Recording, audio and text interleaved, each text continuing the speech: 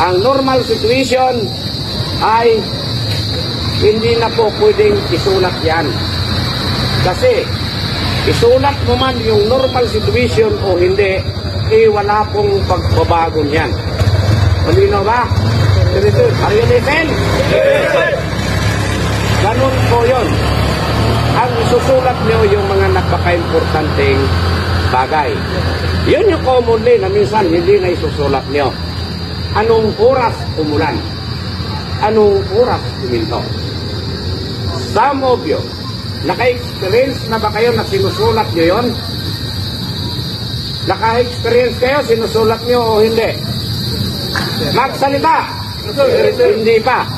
Dahil hindi nyo pa alam, ito alam nyo na ngayon. Bakit kamo napaka-importante ito? Dahil ito yung senaryo. Like for example, umulan, bumaha sa loob.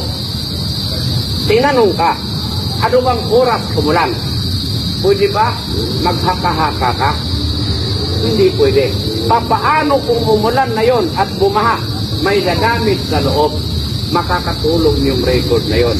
Pero kung magsulat kayo ng normal situation, hindi po yan nakakatulong. Malinaw? Kasi magsulat ka ng normal situation o hindi mo isusulat, at as the same na wala pong nangyayari. Naintindihan nyo? Naintindihan nyo? So sa ngayon, wala akong makikita na naglalagay ng normal situation. Now, during the turnover sa kapalitan mo, mahalaga ang logbook is dapat nakapresent sa kapalitan mo. Hindi yung bade, yon, bade, yon, bade, ikaw na ang bahala. Hindi ganun yung proper. Ang tamang proper sa proper turnover ng logbook is bubulaklatin mo yung logbook sa kanya while sinasabi mo doon sa incoming kung ano ba ang nangyari sa maghapon mong trabaho. Ngayon, ang incoming naman, para niya ma-approve, is babasahin niya yung laman ng sinusulat mo.